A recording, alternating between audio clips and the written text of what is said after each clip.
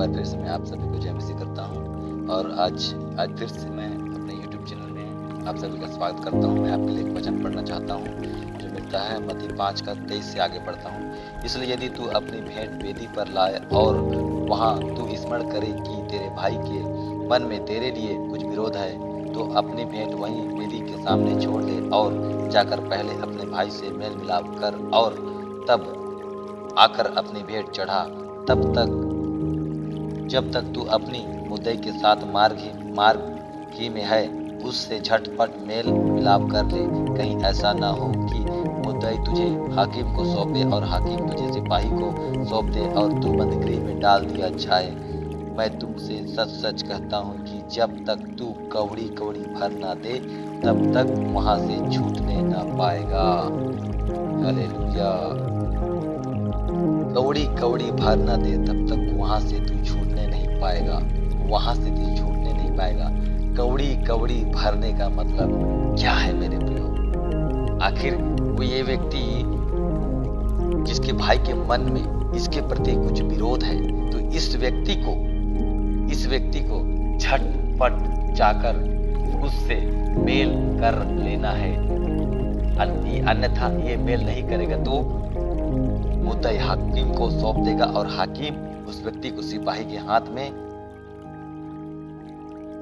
और वह व्यक्ति बंदीगृह में डाल दिया जाएगा। और जब तक वह व्यक्ति कौड़ी भर न दे, वो छूटने नहीं पाएगा। ये कौड़ी कौन भरता है मेरे प्रियो? ये कौड़ी भरने वाला व्यक्ति बीमार के थैली में कौड़ी भरता है, कोर्ट कचहरी में कौड़ी भरता है, जमीन जायदाद की लड़ाई झगड़ा में कौड़ी भरता है, लड़ाई झगड़े थाना चौकी में कौड़ी भरना पड़ता है। और मेरे प्रियो, बहुत सारी ऐसी बातें हैं मनुष्य के जीवन में। यदि तू भला ना करे तो क्या तेरी भेंट ग्रहण न की जाएगी? और यदि तू भला नहीं करता है तो देख, शैतान द्वार पर खड़ा रहता है। उत्पत्ति 4:7। यदि तू भला ना करे तो शैतान द्वार पर खड़ा रहता है। तो भला करने से परमेश्वर क्या कहता है? भला करने से तेरी भेंट स्वीकार की जाएगी। नहीं करता है तो देख, शैतान दरवाजा के किनारे में खड़ा है तुम्हारा जीवन को तहस नहस करने के लिए। इसलिए प्रभु का वचन में लिखा है, तू अपने जीव को अपने वश में कर। इस जीव के द्वारा जीवन और मृत्यु दोनों निकलती है। तू चाहे तो जीवन को ही चुन सकता है, मगर मनुष्य भ्रमित में पड़ जाता है, इस संसार की बातों में पड़ जाता है और वह अपने जीवन को नरक में ले डूबता है।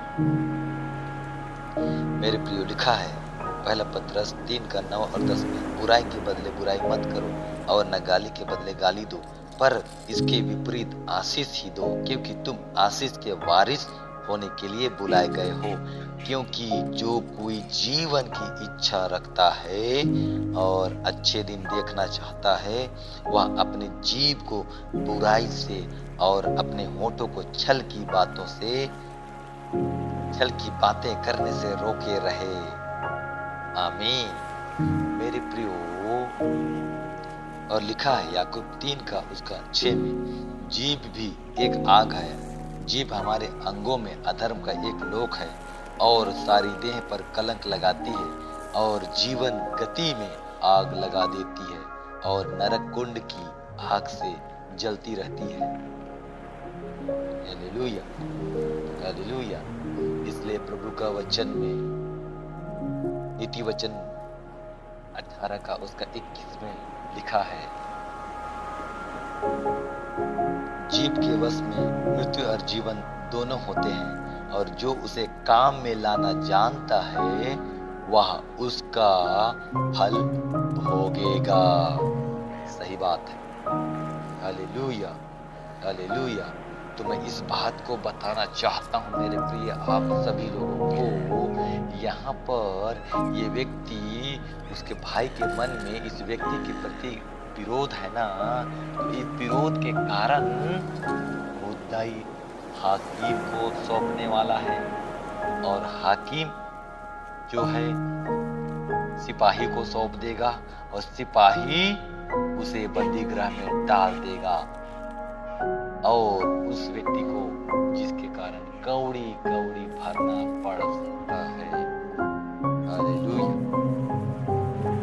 ये व्यक्ति मेल मिलाप नहीं किया, ये व्यक्ति मेल मिलाप नहीं करने के कारण, अपने जीव को बस में नहीं करने के कारण, जीवन को नहीं चुनने के कारण, अच्छा दिन, ये व्यक्ति अच्छा दिन का आशा रखना छोड़ दिया, और आशा नहीं रखने के कारण ये व्यक्ति मुद्दई के हाथ में पड़ गया, सिपाही के हाथ में पड़ गया, और कौड़ी कौड़ी जब तक भर न दे तब तक छूटने नहीं पाएगा ये व्यक्ति, क्योंकि उसके जीवन की गति में आग लग गई है। आग भाव चक्कर में उसके जीवन की गति में आग लग गया है, उसके जीव के कारण, उस जीव को अपने वश में नहीं करने के कारण, उस जीव को मेल मिलाव में जीने के लिए उन्होंने इस्तेमाल नहीं करने के कारण उसके जीवन की गति में आग लग गया, और आग लग जाने के कारण उसके जीवन में समस्या ही समस्या, बीमारी का समस्या, कोर्ट कचहरी का समस्या, लड़ाई झगड़ा का समस्या, उसको कौड़ी कौड़ी भरना पड़ेगा, कौड़ी कौड़ी उसको भरना ही पड़ेगा। समस्या जीव के वश में जीवन और मृत्यु दोनों है, तो जीवन को उन्होंने क्यों नहीं लिया ताकि वो जीवन पाता? उन्होंने मेल मिलाप क्यों करना नहीं चाहा कि जीवन पाता? उन्होंने अपने जीव को अपने वश में क्यों नहीं रखा कि जीवन पाता? उन्होंने मेल मिलाप और जीव को अपने वश में नहीं करने के कारण वो बंदी गृह में जाने पर है, वो बीमार की अवस्था में जाने पर है, वो लड़ाई झगड़ा के अवस्था में जाने पर है, और समस्या उसके घर के चारों ओर मंडरा रही है, और जीवन की गति में आग लग गई है। इन सब चीजों से बचने के लिए मेरे प्रियो, विश्वासी हो, पास्टर्स हो, कोई भी हो, मेरे प्रियो, यदि जीवन की गति में आग न लगे, इसके कारण मनुष्य अपने जीवन को मेल मिलाप का जीवन को अपनाना चाहिए। आमीन। ऐसा नहीं करने के कारण उसको कौड़ी कौड़ी भरना पड़ सकता है। सब कुछ तो जीव के द्वारा है, जीवन और मृत्यु। तो मनुष्य जीवन को क्यों नहीं ले लेता? मनुष्य के जीवन में बीमार की अवस्था, कमाता बहुत है मगर किधर जाता है मालूम नहीं है। हालेलुया। कोर्ट कचहरी में खर्च हो जाते हैं,